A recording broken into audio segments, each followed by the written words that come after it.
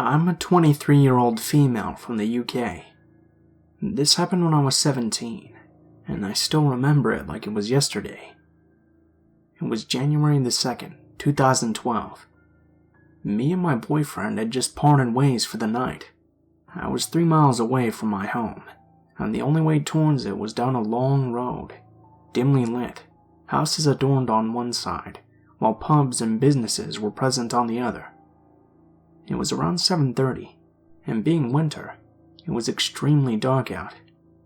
My mother had warned me against walking down that road on my own, but against my better judgment, I decided to walk down that street that night. About 5 minutes into my walking, I could hear someone, or something, through the music I was listening to through my headphones. I looked behind me to see a man, wearing his hood up, a baseball cap on, dressed in mostly dark colors, doing some kind of walk-jog type deal to catch up with me. Immediately I start to panic, as I don't like strangers at the best of times, and I'm very awkward.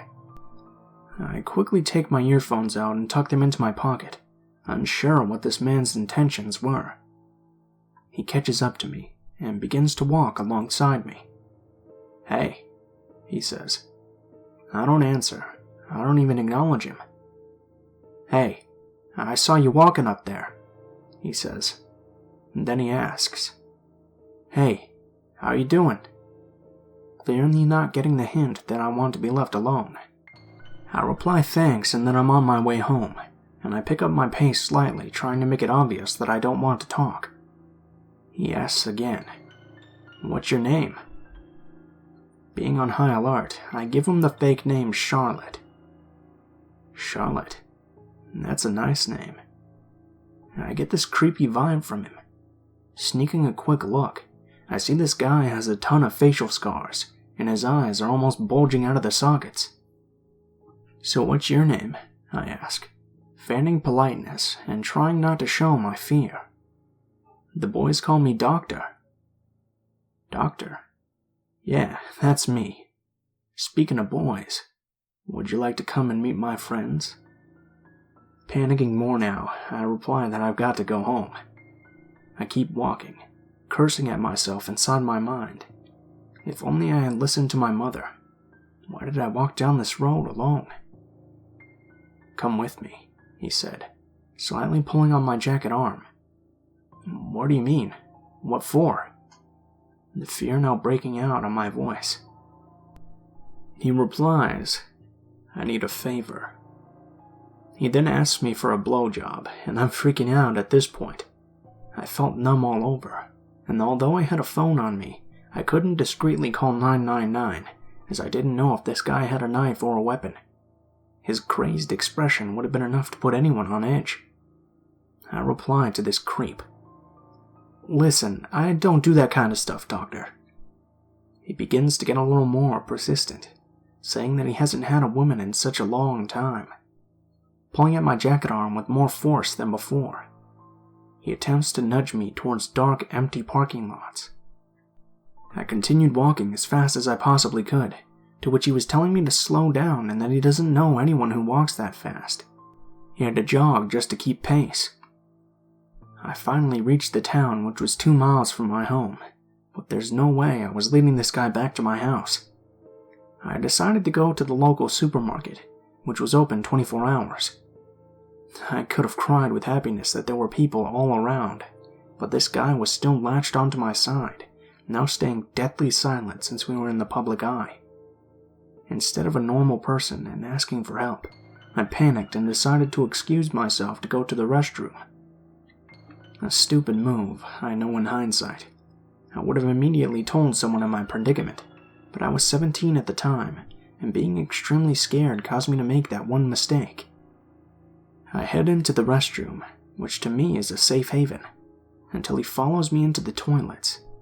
That's when he grabs me by the arm, kicks open one of the stall doors and growls, "Get in."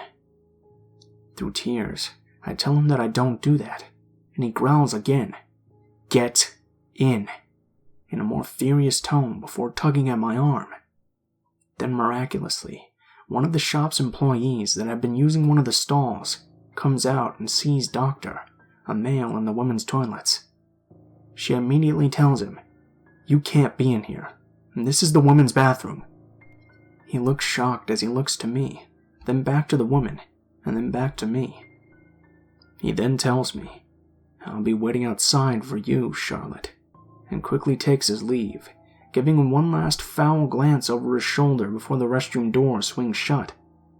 At that moment, my legs buckle from underneath me, and I start sobbing my heart out. The employee asked me if I was okay, to which I told her about the ordeal I had endured for the last half hour. I told her how I didn't have any idea who this man was, and that he had just begun following me. She then told me to get into one of the stalls, lock it, and don't open until it was another employee. In the 5 minutes I was in that stall, my mind raced. I had never felt so vulnerable in all my life. My heart was still beating hard, my legs were like jello. I was emotionally and mentally spent, and I was fully expecting the door to be kicked open by Doctor. But it never happened. Instead, the door was knocked. It was an employee informing me that the police were on the way. She then guided me out to the cafe where they gave me a free drink to settle my nerves.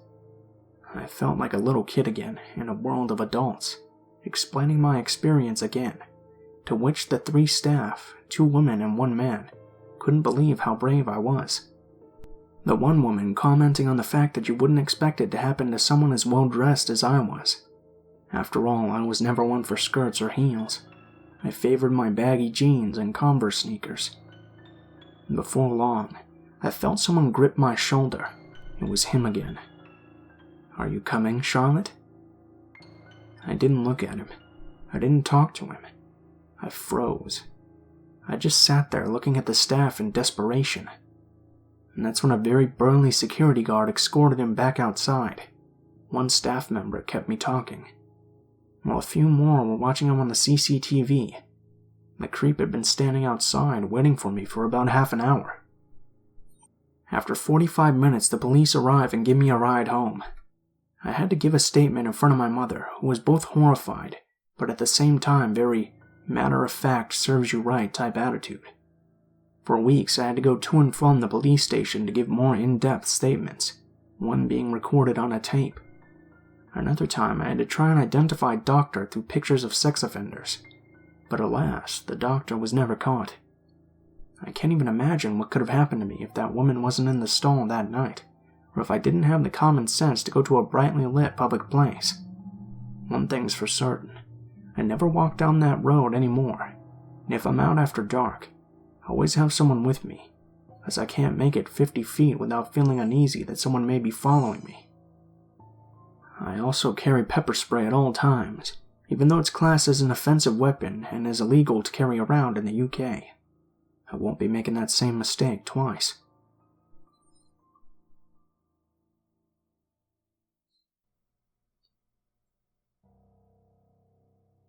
I was raised in a fairly strict but loving Christian household in the Bible Belt. My parents weren't at all unreasonable in their rules and were well-intentioned, but I broke a few along the way, like most teenagers do. In the summer before I started college, I began a relationship with a slightly older guy. I knew him from high school, and he was attending the college I would soon be at. Johnny was a catch. He was exceptionally handsome, had been on the football team, and was on a full academic scholarship. Funny, talented, and very personable. There was little to not like about him. We bonded over our teetotalism and love of pranking.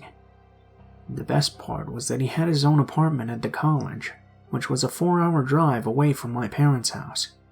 I could easily sneak up there under the guise of visiting one of my other friends, or spending the night at a local girlfriend's house. My parents didn't even know I had a boyfriend. Now, I had just turned 18, and was enjoying my rebellious streak and newfound freedom, but I still happily lived under my parents' guidance and rules for a large part. They always encouraged me to be a free thinker, and to ultimately figure out my own morals and values, and I ended up much like them, because they're honestly that awesome. My mom, wisely, encouraged me to not just sleep with anyone, and it was something I actually held to quite strongly. So while I had no qualms about having sleepovers with my boyfriend, I was intent on not having sex with him. He took it pretty well and seemed to respect my decision. One week, smack dab in the middle of summer, I had 3 days off in a row at work. My drive up to see Johnny was in order, and I began my travel early in the morning. He was excited to see me, and we had a pretty good day. Nerf gun wars, Stephen King, making out.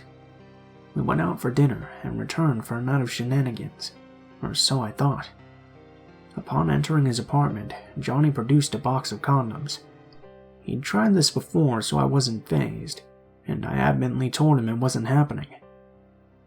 The events that unfolded following this seemingly unimportant interaction still haunt me today.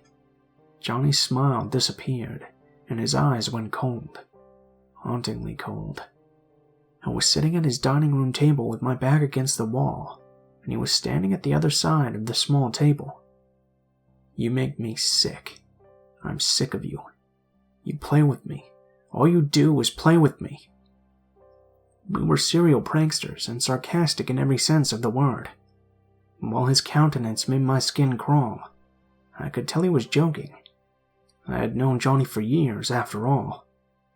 "I've thought about this for a long time, and you're dead. I'm not doing this anymore. You make me so sick. I hate you, and you're dead." He was unnervingly calm, and his voice betrayed a slight hint of anger I've never heard before. I noticed him clenching his fists, popped out veins tracing up his arms. For the first time in our entire relationship, I felt unsafe with him. He held my gaze unblinking. His second-floor apartment was on campus. It was summer. I had seen nobody else in the building, no other cars in the parking lot, and even if I could get past him, which I couldn't, my two options were unlocking the balcony door and jumping, or racing 15 feet down the hallway to the dead-bolted front door, which opened inwardly, and getting down a flight of stairs. Either scenario led to an abandoned parking lot. I would have to get to my car or run into the woods nearby. While athletic, I had no chance against him physically. I focused on him. Half of me knew he was just kidding. I mean, he had to be. He would break into laughter any second now, and we would return to our beautiful day. But he continued talking. I can't repeat what he said because it was too graphic and specific to our location to write out on a public forum. He detailed the sexual assault he had in store for me. If I survived, he would strangle me in the nearby woods, then cart me off to be dumped at a secluded spot we had explored together. He motioned to some bags he had on his counter and said, "That's where your body will be within an hour." I had enough. His plan was too thought out to be impromptu. I'm small, but I'm stubborn, and would fight to the death if I had to. I also have a wicked straight face when I need to. It was my turn to hold his gaze with all the ferocity I could muster. I stood up and said the first thing that came to my mind. Cool as a cucumber, I'm still proud of my unflinching calm. "You're real funny. I almost believed you for a second. Wouldn't have worked anyways, because what I was going to tell you before all that happened is that my dad asked me to come home tonight. He needs help first thing in the morning with the garden for Mom's birthday, because Kyle, my brother, hurt his back, and I told him I'd call him as soon as I was on the road within half an hour." It was a lie, and not a particularly good one, but the delivery was convincing enough. I dangled my phone in his face, and told him he could explain to my dad why I wasn't coming home tonight if he wanted me to stay. Johnny's mouth was agape as he stared at me. "I was just kidding," he mumbled, fists still clenched. "See ya," I chirped, pushing past him as fast as I could. My gamble paid off. I grabbed my purse and shuffled down the hallway. I could feel his eyes burning through my back, and the electric energy in the room as I internally screamed at myself to move slowly. The deadbolt disengaged. I walked out, and fought every urge to run down the stairs. I was too far from my car if he chased me to beat him, and I refused to give him the satisfaction of seeing me scared. I walked the entire length of the car park. I always have a habit of parking as far out as possible, next to the woods he told me he would murder me in. I knew he was watching me the entire time. I could feel his eyes trace my every movement. As I drove out past his apartment, I saw his shadow in the balcony window.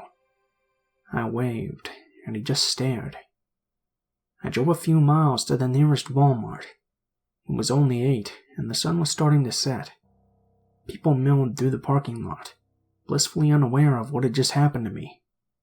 I collapsed onto my steering wheel and broke down, bawling my eyes out. Then I drove the 4 hours back home.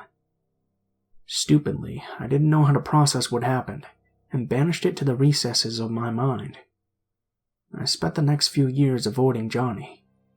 Sometimes I thought about it. I blamed myself for being so naive. I finally told my mom 4 years after the fact, and was finally able to process through it. So possible murderer ex-boyfriend who thankfully now lives about 10,000 miles away from me? Well, let's not meet again.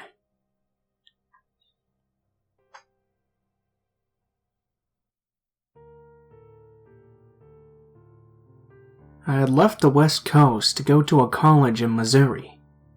In my second year, I started dating a guy who was in the police academy. When he graduated, he ended up being a guard for the South Center Correctional Prison. He was older than me by almost 10 years, and early on I saw a red flag which I sadly ignored. Red flags like how he got a 16-year-old pregnant the previous year and had a son who he never wanted me to meet, and another flag when he would start bar fights if I talked to any other guys. And before I went home for Thanksgiving, he bought me a golden lab puppy who I named Roxy. He kept the dog while I flew home. My parents and I decided I was going to move back to California and finish college there, because the small Midwest was not my scene. Too many of my sorority sisters didn't care about getting an education. Rather, they would start dating a guy and lie to them about being on the pill, in hopes to trap them into a marriage when they got pregnant. When I told my boyfriend I would be returning home after the end of the year, he went ballistic. I mean really crazed. He would call me non-stop yelling, then crying and then threatening. He threatened that if I didn't come home, he'd kill the puppy. When I returned and I asked where the dog was, he said that she had gotten sick and died. Later, we went to his parents' house for something, and his mom pulled me into a private home and told me how he ran over the puppy with his truck on purpose after our phone call on Thanksgiving. A few weeks later, after final exams, my mom flew down to help me pack up my car to be shipped home. On the last night, my boyfriend came by the hotel for our goodbyes. He had tried everything, including proposing with an ugly, cheap-looking marquee diamond ring. My response was, "Did you buy this from Walmart?" Marie said, "What does it matter if I did? It wasn't for you anyways," as he threw it in the back seat. I was firm in saying we could try long distance, but I was moving home and done with Missouri. Then he locked the doors to the truck, grabbed my purse, and put it on his side of the driver's seat, and proceeded to drive off with me in the car. His home was a 2-hour drive from the hotel in a small trailer park town near Rolla. I pleaded and begged. My phone was blowing up, probably my mom. I said she would call the cops. And tell them what? She doesn't have my plates or know where I live. Plus, I'm a cop. When we got to his trailer, he locked up my purse in his gun room. It was a rough night, and one I have blocked from my memory, so I wouldn't be able to share any details with you except I remember being naked and tied up. In the morning, untied, he made me breakfast and said he had to go to work. I asked him when I could talk to my mom. I even tried playing the game where I needed to call my mom and tell her the good news that I would be staying here with him. He smiled his creepy, small-lipped smile. He said we would discuss it later, and that I wasn't going anywhere. When he left, I quickly got dressed and tried the door, but it was locked from the outside. He had put a fucking padlock on both doors to the trailer. There was no one around us for miles except for his aunt, who also had a trailer on the property. I broke the kitchen window and climbed out. I ran to her trailer and pounded on the door. I didn't know her very well other than an occasional wave, but I said, "I'm Kevin's girlfriend, and I need to use your phone. It's an emergency." I pushed myself into her door because she was going to let me in whether she wanted to or not. I called my dad at home because I couldn't remember my mom's cell phone number and told him I was okay. Instead of concerns from my parents, I got yelled at that I would miss my plane, and then my mother upset that I disappeared to go off with my boyfriend. My parents didn't quite understand the situation I had just gone through. I tried explaining again, but I was too scared Kevin might come back early. I asked his aunt to let me talk to his mother. She hesitated and then called her in, saying, "There's a strange girl here who says she needs to talk to you." I explained the situation and that my purse was locked inside. She said to hang tight and keep the drapes shut. The aunt was an old lady and not much of a talker except for the occasional remarks about how her Kevin was an angel. When his mother finally arrived, she had my purse. I didn't ask how. My phone, of course, was dead, but luckily I was alive with an escape plan. His mom drove me 2 hours back to the hotel. She didn't say much, and when she did, it was about her son being special, and he was a sweet boy with good intentions. Something about when he had his eye on something pretty, he had to have it.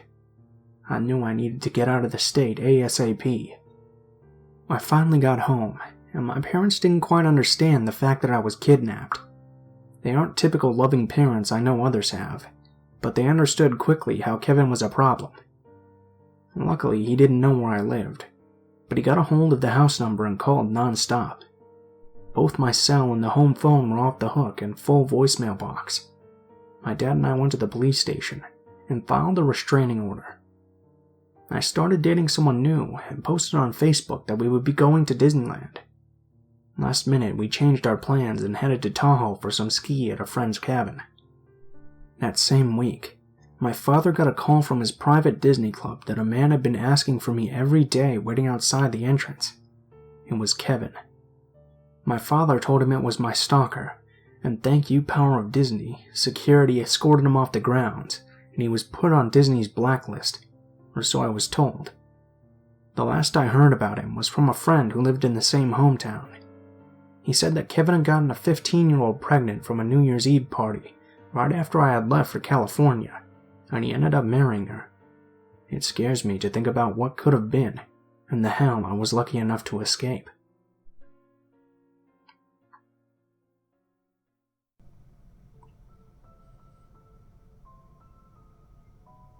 What is up, guys? Blue Spooky here, as always. I just wanted to thank you guys so much for watching, especially if you made it this far to the end of the video. If you guys liked the video, please feel free to leave a like, comment, or subscribe if you feel so inclined. If you have any feedback or suggestions for stories you'd like to see, or anything like that, be sure to leave a comment below, because I always read all of the comments. I have a pretty big update for the channel for you guys. So, as you guys probably know, things have been pretty rough lately for the YouTube horror narrator community. Basically, on YouTube, a bunch of advertisers pulled out, and now everybody's getting way less returns on their views and everything like that. So, I wanted to announce that I finally set up a Patreon account where you guys can donate and contribute to the channel if you like. Of course, it's never necessary. None of my content will ever be necessary to be paid for or anything like that.